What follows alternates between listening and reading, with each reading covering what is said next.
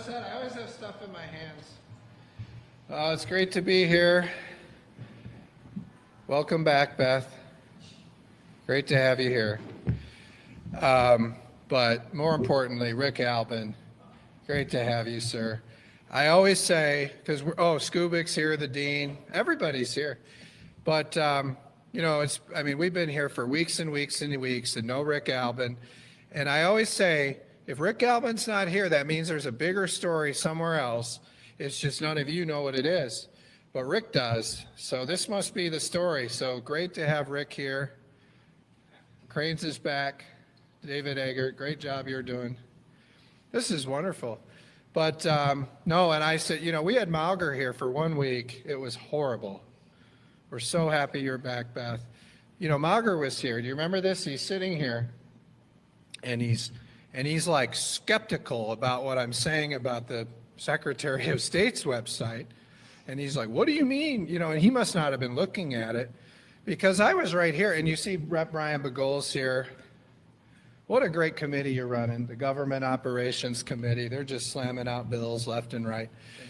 Yeah, you're doing a great job. You'll hear from Brian in a minute. But anyway, Craig Mauger, okay, he's like questioning me about the website. And I was up here and I said, we spent $9 million on this website. For the Secretary of State spent $9 million on this website, and it's less transparent than the one before it. It's harder to use. Some people have to put in their contact information to get access to anything. So she's probably tracking you. So be careful. If it asks for your contact information, don't put your real contact information in there, because Benson will know what you're looking for. She'll know you're looking things up. But even then, the website doesn't work. It was a disaster. Did you guys see the headline in Gongwer? It's like, the website doesn't work as well as the one before it. And I don't think anyone can report. I don't know. Just so you know, I raise more money than anybody. HRCC, the best quarter they've ever had. Matt Hall, every one of our accounts, we raise more money than anybody.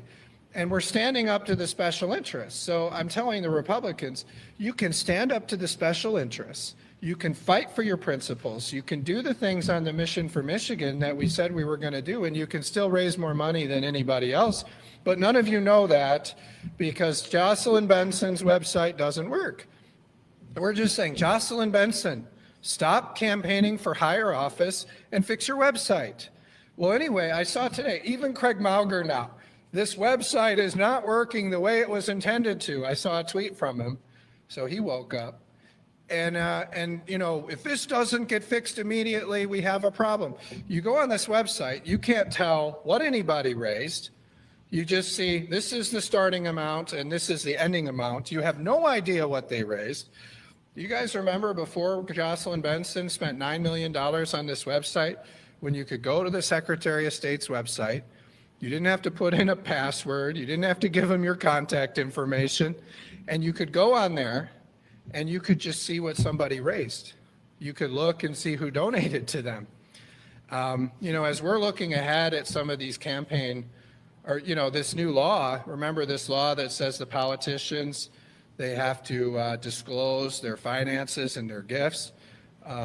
Good luck with that website. I mean, you can't go on there and even see what's being reported on there.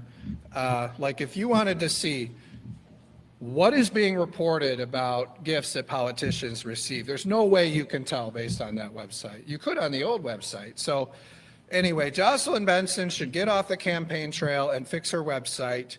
It's a $9 million boondoggle for this website. It doesn't work.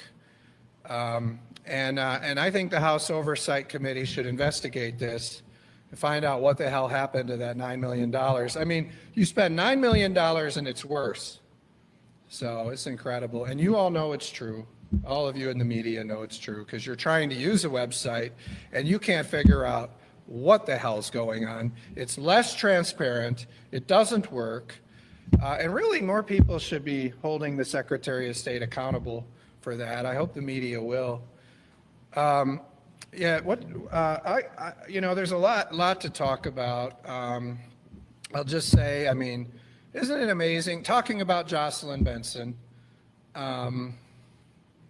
you look at her, what does she say? We have to subpoena her for election manuals.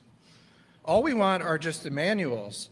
What information are you giving to local clerks when they administer elections? Because we want to know that she's following the law. Remember, a few years ago, Jocelyn Benson gave them false instructions in violation of the law, saying, we're watering down the signature requirements. And she's saying, a signature is valid unless you can prove it's not. And she got lost in court. She lost in court on that. She broke the law. So we just want to see, are your manuals aligning with the law? And she won't give us the manuals, so we had to subpoena her. And that's transparency. That's not transparency. Okay, now fast forward. We read the Detroit News today. We want to know if the state workers are working at home. Well, we can't tell you that. It's a security matter. This is the same thing that they said about the election manuals. So, Benson, I can't give you the election manuals because of security reasons. Now, Whitmer administration, the state workers, where are they working? We can't give that to you for security reasons. Okay, we're noticing a trend here. We're going to find out. I'm just going to make this clear. We're going to find out where these government workers are. Are they coming into the office or not? We're going to find out, and we are going to bring the government workers back to the office. We're just going to do it. We're going to force them to do it in the state budget, and we're going to get the information even if we have to subpoena them. Now, and it's fine if we do. I mean, if this goes on much longer, I'm just going to tell Jay DeBoyer, just subpoena them. Let's get the information. We're going to find out where the state workers are, and the state workers will be going back to work after this budget's done. Gavin Newsom did this in California, and we're going to do it here in Michigan. And really, I mean, can you believe that they're using security as an excuse for this? I mean, it's incredible. Imagine whatever, everything they do now, Sheriff Begole, Representative Begole, and he knows about security. He was a sheriff. They're going to say, security reasons, we can't give you any information. It's amazing. Why did it take them 6 years to think of this excuse? I don't know. But that's the one they're using now. So, we got a lot of really good things happening. I'll just talk about a couple of them, and then we'll let Rep. Begole speak. But, I think everybody saw yesterday, and we have this very low IQ representative named Mai Zong, probably one of the dumbest ones in the legislature. And I saw this video of her, and she's like, the House Speaker is not here today. We need to have session. We need to work for the people of Michigan, Macomb County. Well, where was I? Well, she's doing nothing for her county and for her district. I was in Macomb County, right near her district, delivering a new mission with President Trump for Selfridge Air Force Base. So I hope she thanks me. That would be nice. Wouldn't it be nice if Mai Zong made a video thanking me? Because she's not doing anything. Anyway, I'll just say we had a great day yesterday, and I'll say, this is something obviously, I think when Governor Whitmer and I come together, we've shown that we can do some things together very effectively. So the way I see it, she's come to President Trump with a list of ideas. I work with him and I work with her and I look at those ideas, and you see the ones that we're in alignment on, those are going really well. And so I was just proud that when Governor Whitmer and I went to the Oval Office together, fighting for Selfridge Air National Guard Base, you heard President Trump tell us, we're gonna make this happen. You're gonna have some good news on this. He had some good conversations with the Defense Secretary. He was working on it. And what a great thing for Michigan yesterday to be at Selfridge Air National Guard Base with Governor Whitmer and President Trump, where he finally announced the new fighter mission for Macomb County. And I will say, I think, Tim, you called it. I remember I watched Tim's show, and Tim said, we're going to see Gretchen Whitmer on the tarmac, and everyone else said, no, you're not. No, you're not. Well, you did. It's pretty interesting. And you got to give the governor credit. I mean, she's praising President Trump. She's helping us implement President Trump's agenda. She's hugging President Trump. she's doing a lot of really great things to help us. So, I see the difference between the first Whitmer term, the first Trump term and this Trump term.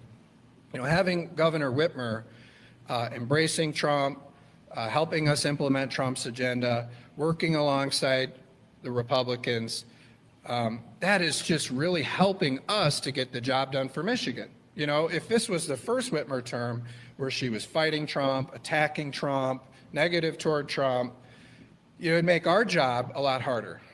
And so what she's doing, and I know a lot of you in the media mocked her about, the blue folder, but, the fact that she was in the room with me really helped us as we were working to get this done. And I think that President Trump looks at this and says, if Matt Hall, who's been with me since 2015, and the House Republicans and Gretchen Whitmer are aligned on something, let's look more into this. And you heard him say, he wasn't that familiar with this when we started. We briefed him on it. There's been a lot of follow-up in between that briefing, and you saw us get the job done yesterday. So that was a really great thing. And I'll say I talked to these leaders at Selfridge, and you could just hear it in the room, those that were there, how proud and grateful all of those Air National Guard members were in the room. I mean, this is going to secure the future of Selfridge Air Force Base for the next 30 to 40 years. I don't know that they've won a new plane in like 80 years. It's been a long time. So, I mean, we've tried under Biden. Biden wouldn't do it. There was a lot going on within the department to work against this.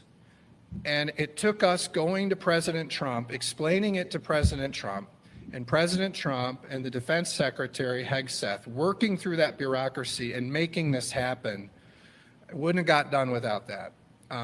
And I'll tell you, you read stories about this, people all over the country are shocked by this. Nobody thought this was going to happen. And I say, we got it done with the right president, President Trump, and we're so grateful that he was the first president that listened to us and got this done for Macomb County. And I know Ron Robinson, who chairs the Veterans Committee, Veterans and Military Affairs Committee, he came to me and said, this is my #1 priority. Alicia St. Germain has been doing a lot of work on this. You're going to see a resolution from her today. There's going to be some follow-up state budget items that we need to do to make sure the runway is ready for this mission. I believe it's in 2028 when it's coming, so we got to get this runway ready. We got to do a lot of things, and you're going to see Ron Robinson leading on that, making sure we get that done in the Veterans and Military Affairs budget. So the state does everything it needs to do on our end because President Trump has done his job on his end. So I was proud to be a part of that. And I think it really shows what we can do, when we work together and we have the right president. So it was a great outcome. Do you want to talk a little bit? And I know there's a lot of great things going on in the Government Operations Committee. I'll talk a little more about it, but I'll let Brian go. But, sanctuary cities legislation is going to move this week. It's going to be great. We've got a great resolution on the Gulf of America. Something that our state should be recognizing. We have a wonderful resolution today that you've sponsored, Brian, celebrating 100 days of President Trump's administration. With the culmination being that great announcement yesterday by President Trump, bringing Selfridge Air National Guard Base, another fighter mission that'll sustain it for the next 30 to 40 years, making Selfridge Air National Guard Base a winner. I was talking to these local Air National Guard members, and they said, this is the biggest moment of our careers. We've never had a moment this big, the one that President Trump brought us, where Selfridge is winning. And, people all over the country are reaching out to these guys saying, I can't believe this. Great work, everybody. So there's a lot of credit to go around. I know John James did a lot, Lisa McLean, our local reps, President Trump, Governor Whitmer, and I was happy to be a big part of it too. To see that from the Oval Office all the way to the announcement yesterday was incredible. But, you know, that's just one of the things President Trump has done. I'll fill in some details, but I wanted to give Brian Begole some time to talk about the committee work that's going on, and also his excellent resolution today that I bet Democrats will vote for it too. I mean, with President Trump's record, the first 100 days, we're going to have a great resolution today. So why don't you talk about your work, Brian? Thank you, Speaker Hall, and good afternoon, everyone, and thanks for being here.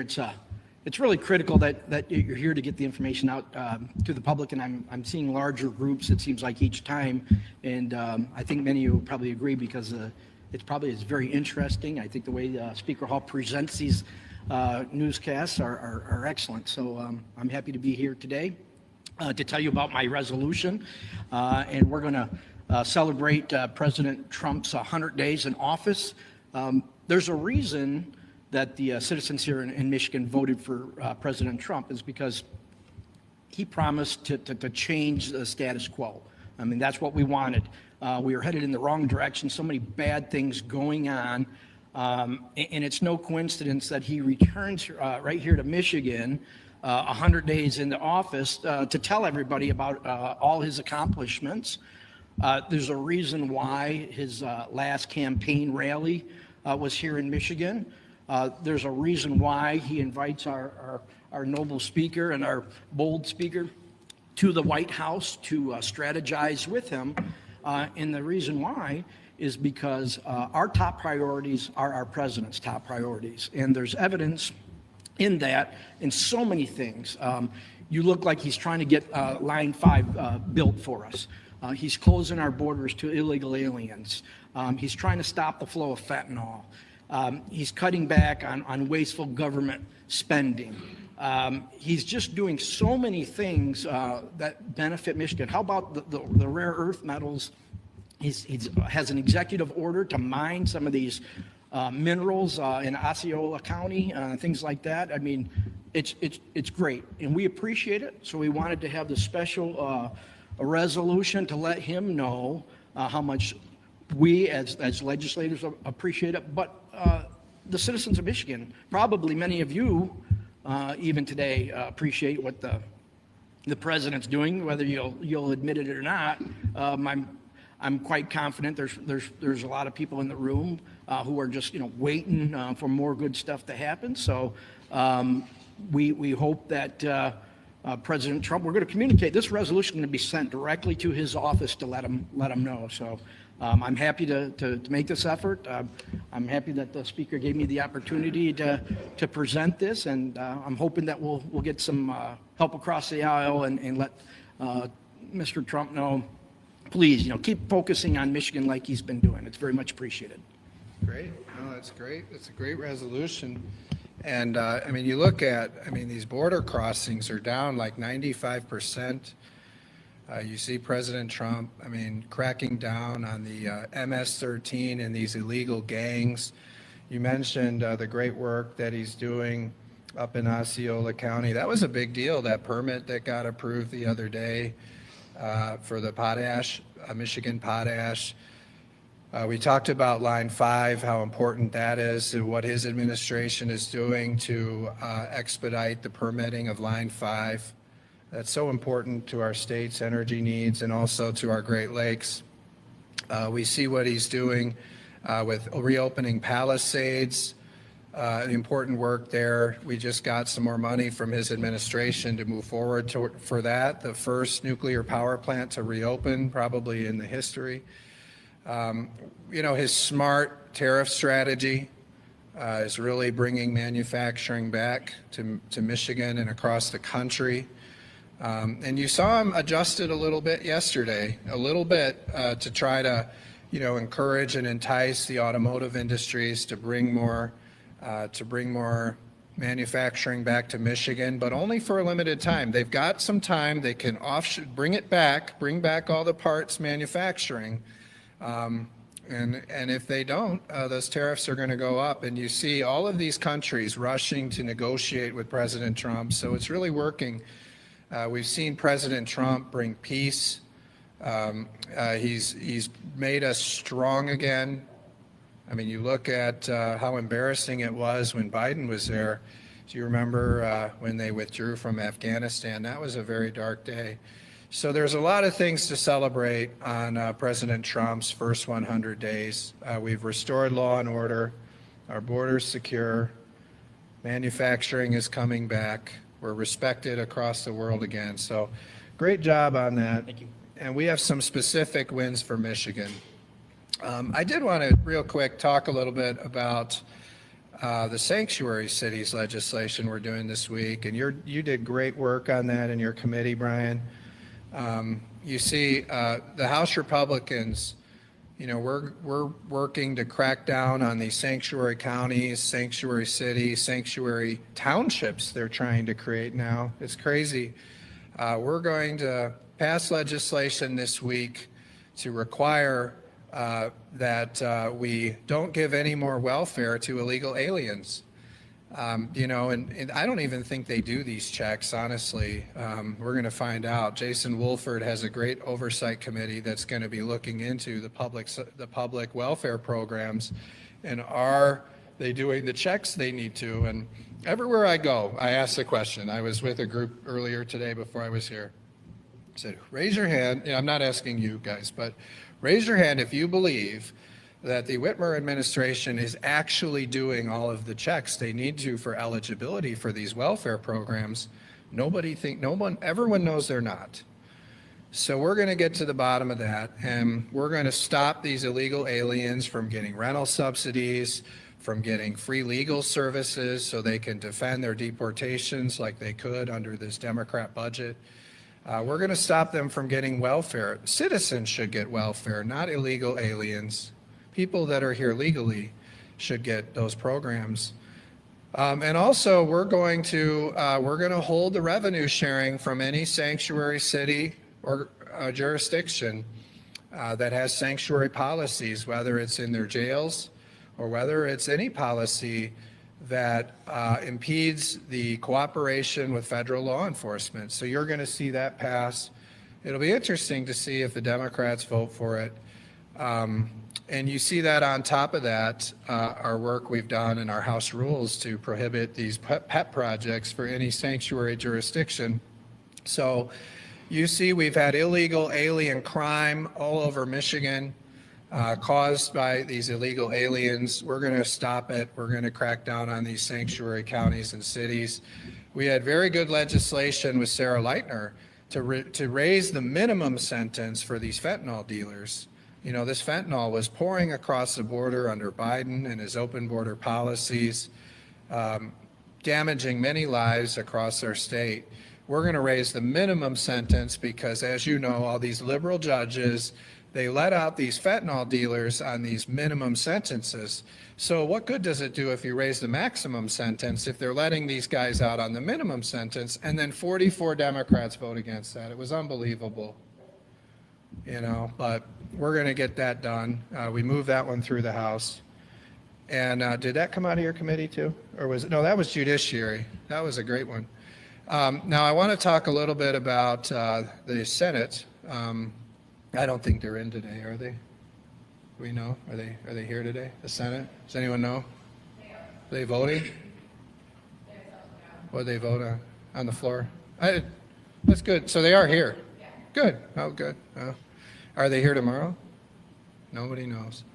Well, they've woken up, so that's good. They watch my press conferences, so I give them a lot of credit for that. In fact, I think Winnie Brinks mentioned one on your show, Rick, so they're watching our press conferences.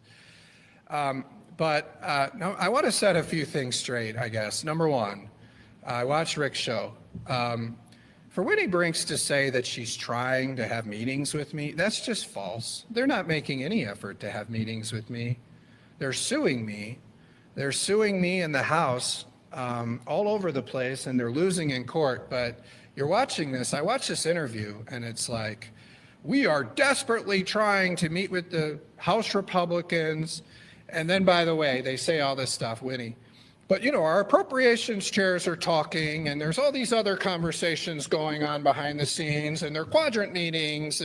But, man, I just wish the House Republican Speaker would meet with us, and I'm doing everything I can. That's just a lie. It's a complete lie. They've never asked for a meeting. They're not trying to meet with us. All they're doing is retreating to their corner, and when they have session, they just complain about me, they sue us.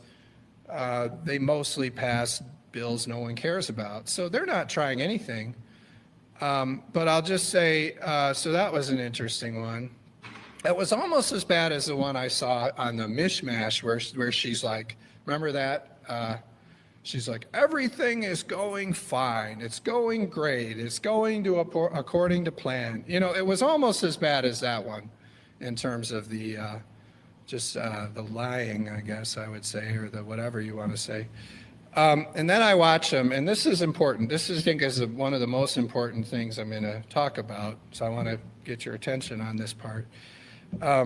So I watched something yesterday, and they're waking up because they're watching my press conferences, and every week I'm saying, look, either do something, Senate, and you watch Rick Albin's interview, she doesn't say anything about anything they're doing. There's no, like, I go on Rick Albin's show and I say, we just passed a roads plan that's going to fund roads over corporations. She goes on the show and complains about the Republicans. Okay, doesn't say anything. That's why I say the Democrats have a negative governing philosophy, because she goes on Rick's show and just complains about us and talks about how hard she's working for a meeting, but offers no actual things they're doing. So they're watching me, and now they're coming out and they're saying, we're funding education, and it's roads versus education. And a lot of people in the media are falling for that narrative. So I want to talk about that, okay? You guys can go back and watch every press conference. What I say is our budget priorities are roads, education, and public safety, okay? This is not roads versus education, guys, all right? Roads, public safety, education. Those are our budget priorities, okay? Not the big giveaways for the corporations, not SOAR, none of that. Roads, public safety, education. That is what the House Republican priorities are in this budget.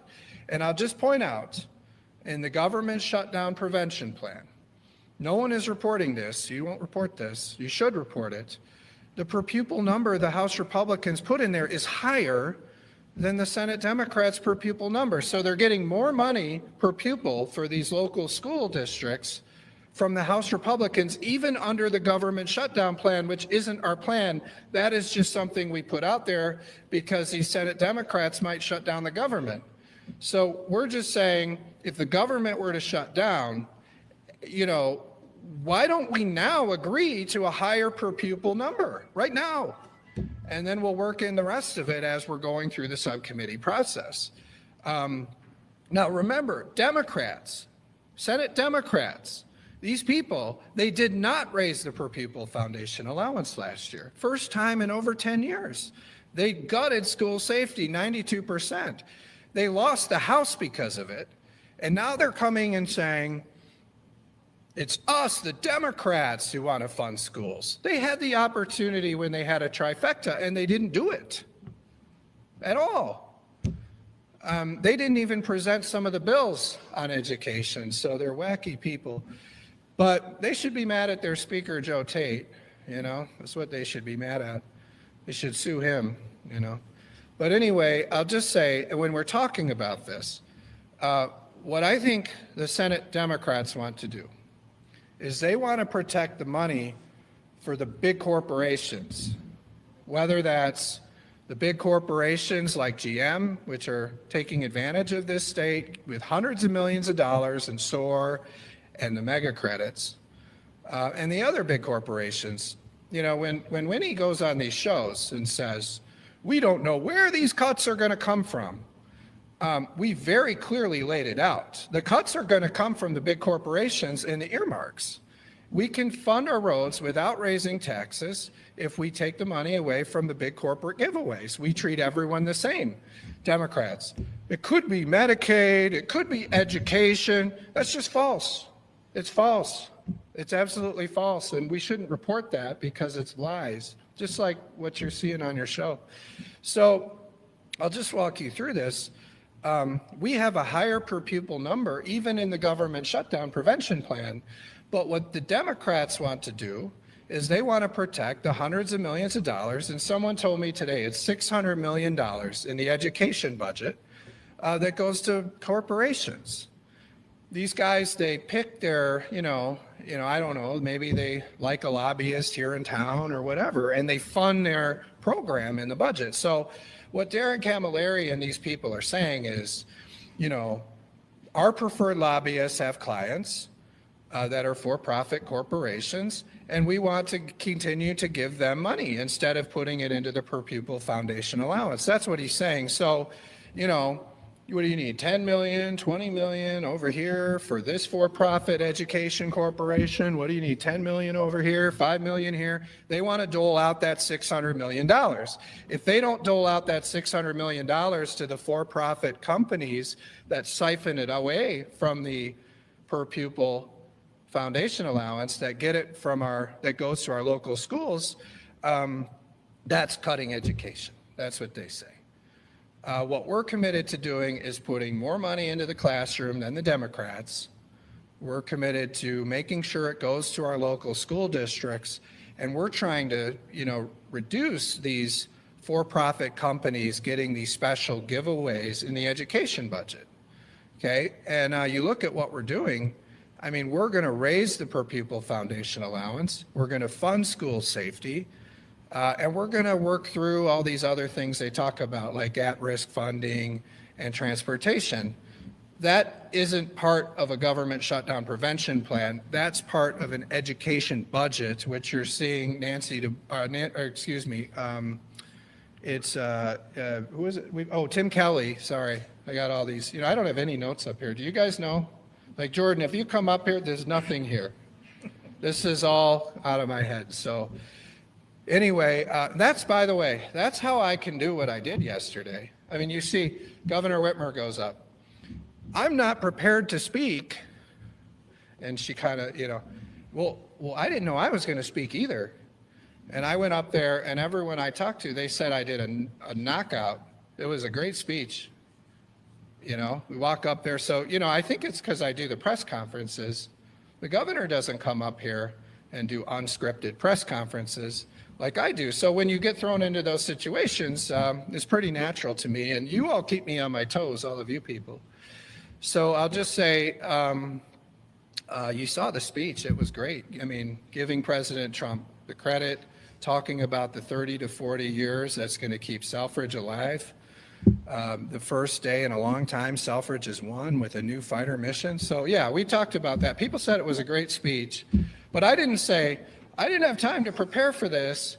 I just went up and gave the speech. So anyway, Tim Kelly is doing a great job on education. And he's looking at, how do we fund all those things? But that's through the education budget, not through the prevention plan.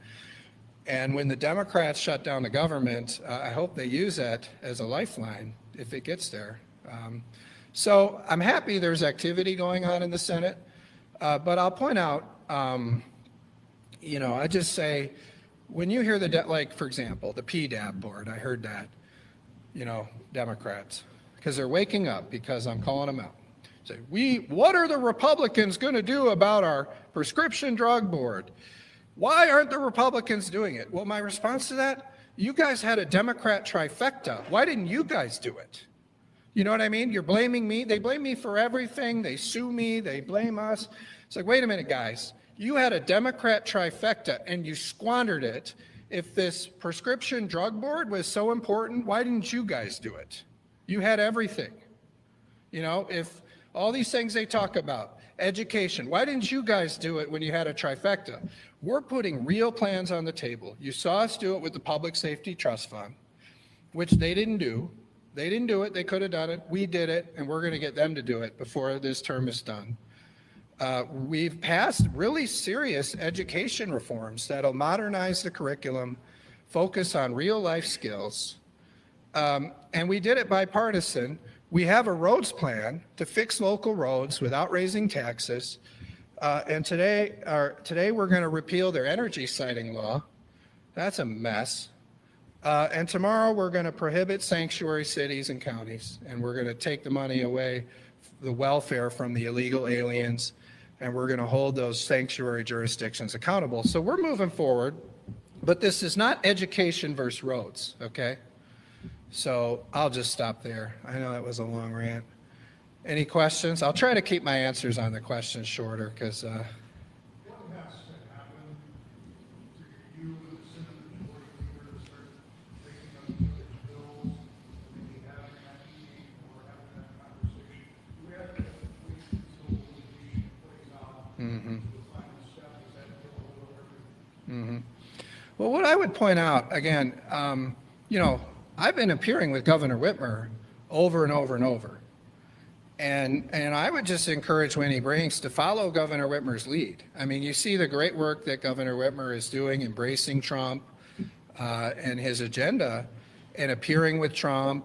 And I mean, we even saw her hug Trump, you know, so I'm just saying, like, if Winnie Brinks could learn from Governor Whitmer's example and say, you know, maybe Governor Whitmer is doing something effective here.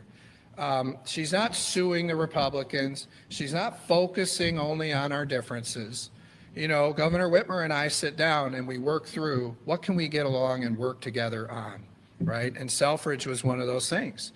And when she said, will you join me with President Trump? I said, yes. And I supported her on that. Winnie Brinks, now give her credit, right? Maybe we're too hard on her because she has a very radical left caucus.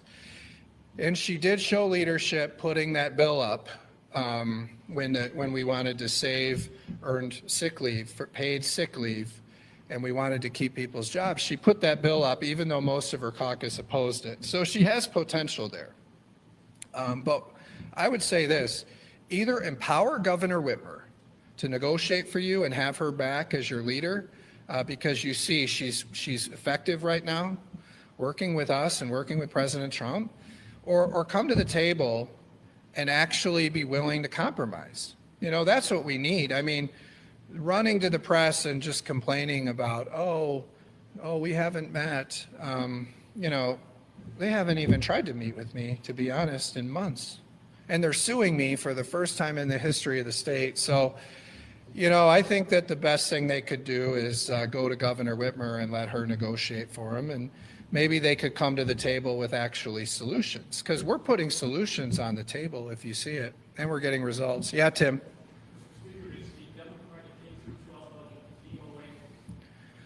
Well, I don't know everything that's in their budget, so I'm not going to go that far. I don't know.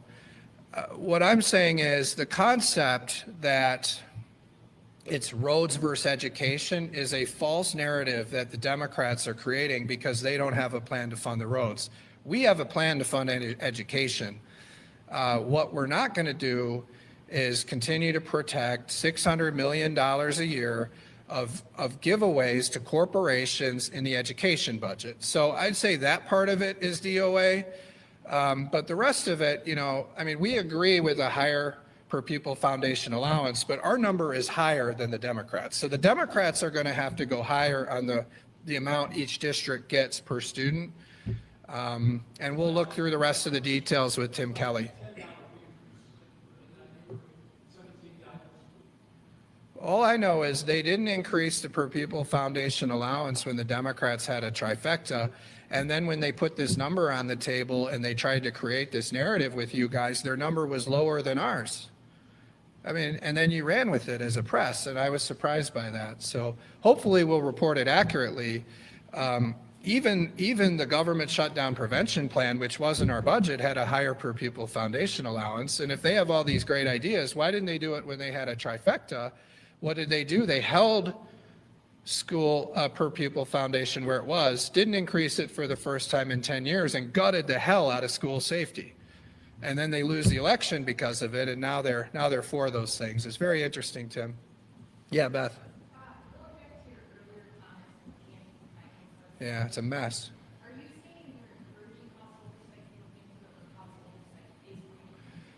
Yeah, I'm encouraging them to look into it. You know, I think they should pull in Jocelyn Benson and try to figure out what the hell happened to the $9 million. I mean, we give them, you know, well, the Democrats gave them $9 million to create a website, and the website is less transparent, is not user-friendly, and in some cases, they may even be able to track what you're looking at. So it's a mess, that website. And so we need to figure out, why did they spend $9 million and what the hell did they spend it on? Because they got a worse website, a less transparent website. And how much attention is Jocelyn Benson paying to this? I mean, I see her campaigning, but is she running her office? We'll see. Yeah, Jordan. Also going back to something you mentioned earlier, where the solar setting and obviously the sanctuary cities. Yeah, you might want to jump in here. Both of these are quite unpopular. Democrats, they still have control of the Senate. So why advance legislation that is so partisan and does not seem to be easy enough? You're talking about the sanctuary cities, And the solar siting. the solar siting, yeah. So, do you want to say anything about that? I'll answer, but you go ahead, Brian. I mean, how hard would it be to stand up here for an hour like this while I'm talking? So why don't you go ahead? Sure. So both of those bills came through government operations, and we're proud of the fact that Speaker Hall is driving the Republican agenda as he is. And I'll just say that the Republicans are working for the people, okay? You don't take away local control in solar and wind siting when 85% of the people say they're for local control. So that shows you how out of touch Democrats are with their own constituents. The other thing on these sanctuary cities, I heard the arguments as committee chair, and quite frankly, there is no argument. You can't put an illegal alien, and oftentimes a criminal illegal alien, before an American veteran who's sleeping in his car and doesn't have a home, or a mother who's got a family and they're struggling to feed them, and give this money away to illegal immigrants to stay in the top hotels and things like that. I mean, it makes absolutely no sense. I can't for the life of me figure out why anybody would want to do that. So we're going to continue down this path, and we're going to keep the Michiganders first, and do what we have to do. And I think in 2 years, people have had enough, and I think it's going to show in the election in 2 years as well. Great. Yeah, and I would just say this. I mean, I've said this before, and Beth did a great job covering this. And, she had the very controversial story that she did. And I know a lot of you had questions about it. But overall, it was pretty fair. It was tough, but it was fair. You got to give Beth credit for that. It was hard to read some of that stuff, but it was tough, but you did a fair job. That's all we can ask, If I liked it too much, it wouldn't be good. So, but just to answer your question, Jordan, I'll just say, I think we're doing a couple things here, right? We're throwing out a lot of things that like they won't do local roads. It's as simple as, let's prioritize roads over the corporations. And I read a story in Bridge. Did you write that? Paula Gardner wrote it. And this isn't me. This is Paula Gardner. She's saying that these economic development incentives from the Whitmer administration are creating no jobs. I think it was like 0 jobs SOAR has created, and they've given out billions. So we're just saying we're not going to do that anymore. Let's focus on that instead of the corporations. Let's focus on roads instead. That is a realistic plan, right? You see things moving through the House with Democrat votes. They're all realistic. They're things the Senate should act on. The other thing that we're doing, I think, is we're showing the state of Michigan what Republican governance of this state is going to look like. And when you see the repeal of the solar siting law, that's what Republican governance of this state is going to bring. So, some of this is we're working through the policy. We're going to vet the policy. We're going to have the stakeholders weigh in, the media scrutinize it on a lot of these issues. Some of them will get done. Some of them we won't get done. But we'll be ready to hit the ground running with a new governor and a new Senate. And I said this in Beth's interview. I said, look, we're going to work with these Democrat leaders on everything we can.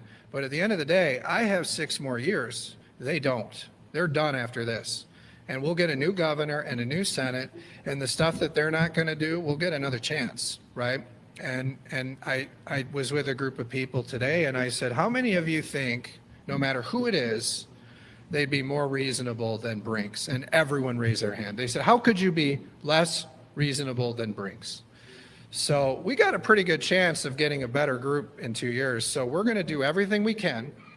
We're going to work as hard as we can, but we're also going to be ready to hit the ground running next year. I think a lot about when, You know, when Paul Ryan was Speaker of the House and President Trump won his first term, and they didn't have a plan.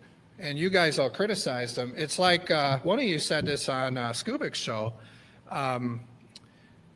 You know, when the Republicans won the Congress and they said they were going to repeal Obamacare and they didn't have a plan. Well, now the Democrats, they control everything last term. They had no plan on roads. We passed a plan on roads, and they had no plan, and we exposed it. And you people in the media had to even acknowledge there's no plan in sight from the Democrats in the Senate on roads. So they try to change the subject, and they try to change the narrative and all that. But we have a plan on roads, and we have a plan on education. They have no plan on roads.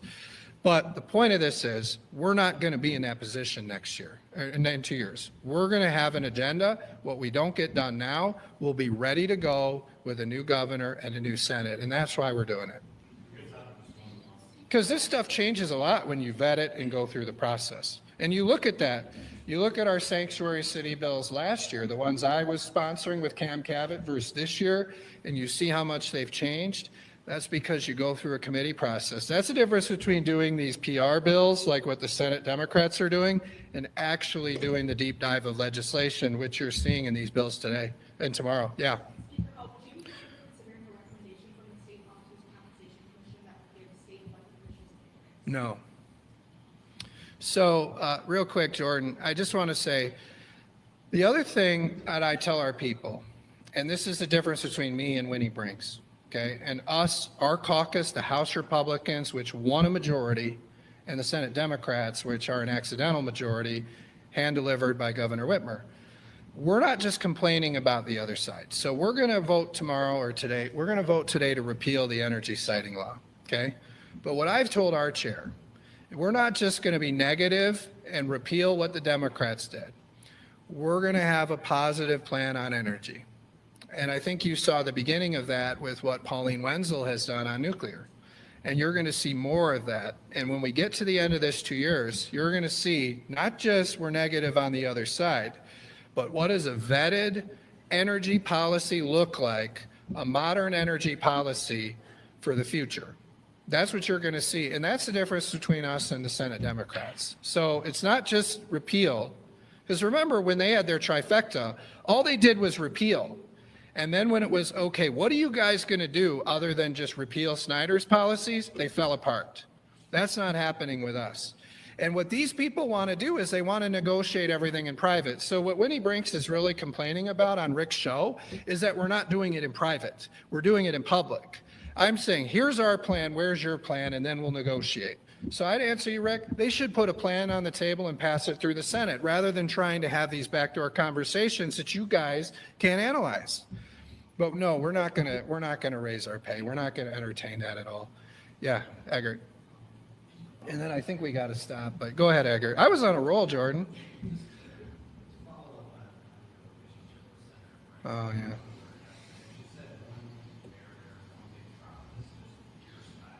Mm-hmm.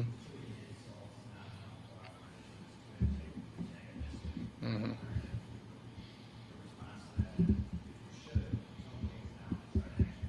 Mm-hmm. Yeah, I think you look at, I mean, what we're doing is working. I mean, look at what Governor Whitmer and I are doing. So I would just say, look, I mean, these aren't, these people are suing me. These people are, they tried to do it in front of the cameras for political reasons. They're inciting very radical left-wing people. And do you notice everything they do, they mention me? Everything they do. It's Matt Hall, Matt Hall, Matt Hall. They had, what, 50, 60 people outside my office yesterday?